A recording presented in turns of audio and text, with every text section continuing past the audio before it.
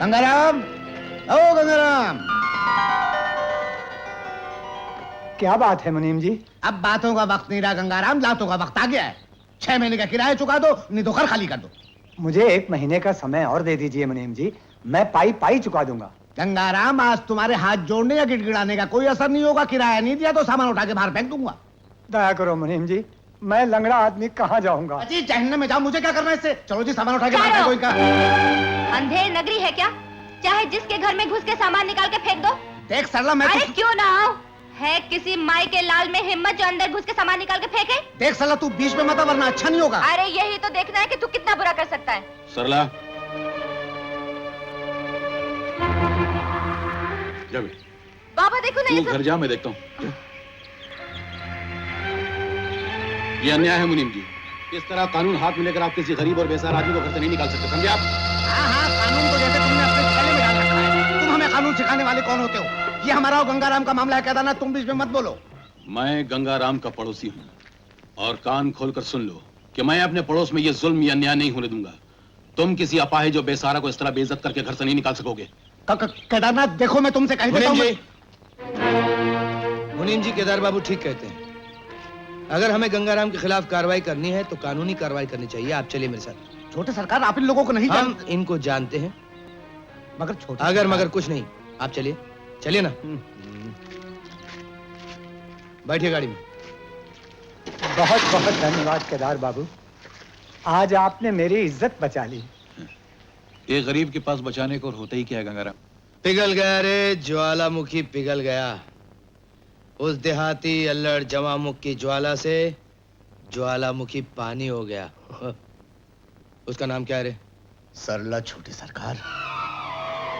सरला ले आऊं? मैं कल ही धर्मपुर जा रहा हूँ लड़का देखने, और भगवान ने चाहा तो बहुत जल्द तेरे हाथ पीले करके तुझे तेरे घर रवाना कर दूंगा। अरे बेटा विक्रम जी, एक काम कर, वो मेरे कुर्ते में कागज की पुड़िया है, जरा वो ले आना। हाँ जी।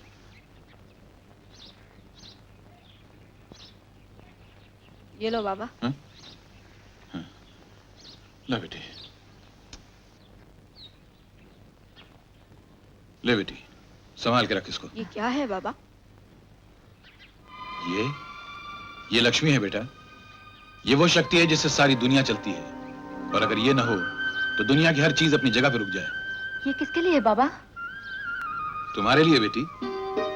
ये तुम्हारी माँ की निशानी है। वो अक्सर कहा करती थी कि जब मेरी बेटी बहू बनकर किसी घर में जाएगी तो ये लक्ष्मी उसके गले में पहना के भेजना। तो क्या हुआ बाबा? तुम्हारी बस उस मोड़ तक जाएगी और मैं घर पहुंच जाऊंगी। अच्छा बेटी बोल, तेरे लिए शहर से क्या लाऊं? हरे लाल कांच की चूड़ियां, बोल। अच्छा बेटी मैं चलता हूँ। कल सुबह तक घर लौट आओगे ना बाबा? तू जा। अरे बेटा विक्रम। बाबा, बाबा जी दरवाजा ही नहीं खोल। हाँ बाबा, दीदी दरवाजा ही नहीं खोलती। और ये छतरी पकड़। सरला, बेटी सरला, दरवाजा खोलो बेटी। सरला, सरला, सरला।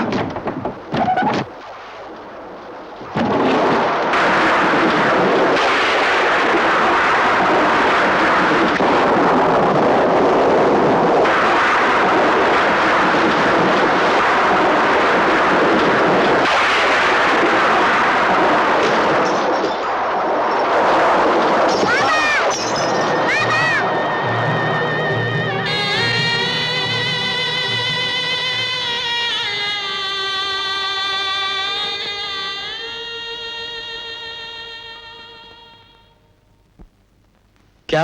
हाँ हाँ, अपने घर में गले में फंदा डाल के मर गई वो। मुझे तो बहुत डर लग रहा है छोटे सरकार। अगर बड़े सरकार को मालूम हो गया तो हम सब बेमौत मारे जाएंगे। बड़े भाई साहब को किस तरह मालूम पड़ेगा? तुम नहीं बोलोगे, मैं नहीं बताऊंगा। और अगर किसी और को ये बात मालूम है, उसे खरीद लो। जब लड़की ने जान दे ही दी है तो उसे बदनाम करने से क्या फायदा? रणवीर, अगर तुम मेरे भाई न होते तो मैं तुम्हें गोली मार देता। और तुमने वो हरकत की है जिसने इस खानदान को सदा के लिए दागदार कर दिया है। भाई साहब मेरी बात तो सुनिए।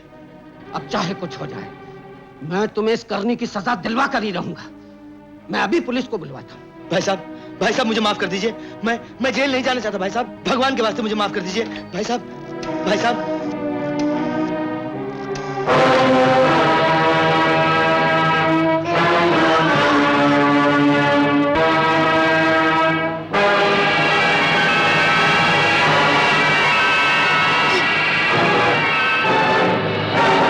छोटा सरकार, ये क्या किया आपने? बड़े सरकार का खून कर दिया, एक आत्महत्या, दूसरी हत्या, अब क्या होगा? कुछ नहीं होगा। आप अपनी जबान और अपने होश काबू में रखिए।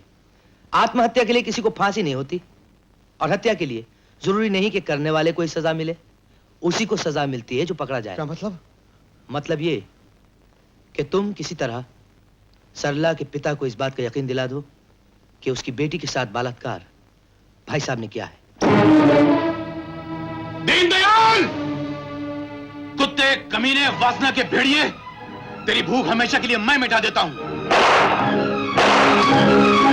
बड़े सरकार का खून कर दिया इसने, पकड़ो, पकड़ो इसे। ये अदालत केदारनाथ वल्द अमरनाथ को दफा 302 ताजीरात हिंद के तहत दीनदयाल वल्द रामदयाल के खून के जुर्म में उम्र कैद की सजा देती है।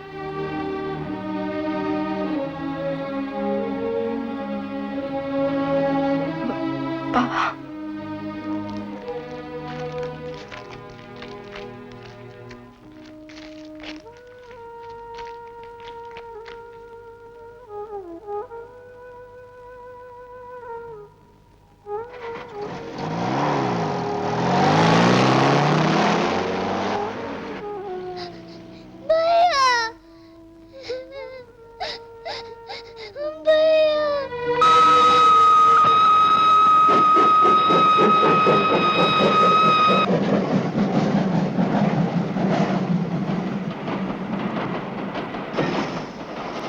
भैया हम कहाँ जा रहे हैं? जा रहे हैं मुन्ना, कहीं ना कहीं तो पहुंच ही जाएंगे, लेकिन तू फिक्र क्यों करता है? मैं हूं ना, तुझे कोई तकलीफ नहीं होने दूंगा। भैया मुझे प्यास लगी है। गाड़ी को रुकने दे, मैं चली पानी ले आऊंगा। हाँ,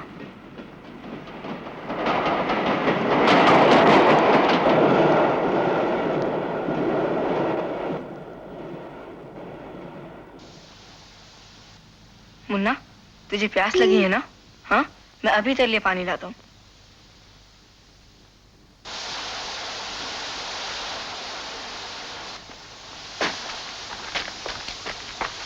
भैया जल्दी आना।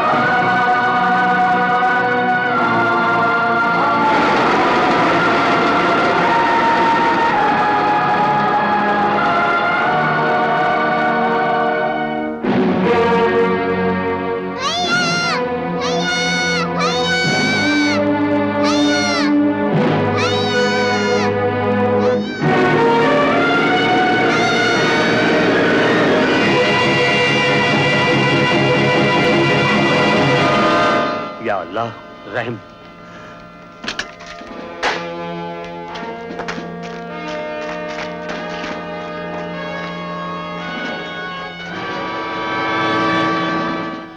बेटे, बेटे, बेटे, ओ बेटे, बच्चे, ओ बच्चे, आंखें खोल, आंख खोल बेटा, आंख खोल। हाँ, अरे लालू, ये देख, सचमुच चमत्कार हो गया खान भाई, वरना ट्रक ऊपर से गुजर जाए और जरा भी चोट ना है। अरे लालू, अगर वो चाहे तो पानी में आग लगा दे और आग से पानी के फवारे चला दे। अरे बेटे, तू ये सड़क पर अकेले किधर भाग रहा था? मुझे मेरे भैया के पास जाना है, मुझे मेरे भैया के पास जाना है। तुम कौन से गांव से आया है बच्चे? मालूम नहीं। तुम्हारा कोई और है? कोई भी नहीं। दीदी चली गई, पापा चले गए और मेरे बड़े भैया चले गए। कोई बात नहीं बच्चे, चुप हो जाओ। लगता है बच्चा अपनों से बिछड़ गया है। परवरदिगार की मर्जी के आगे किसी का कोई बस नहीं चलता। लालू, बच्चे का पोटली उठाओ। क्यों, कर गया हरकत? बचाया खुद और सौंप दिया हमको। कोई बात नहीं, हम भी पठान है, तेरी बख्शिश पर आंच नहीं आने देगा। चल बच्चे चल, तू मेरे साथ चल।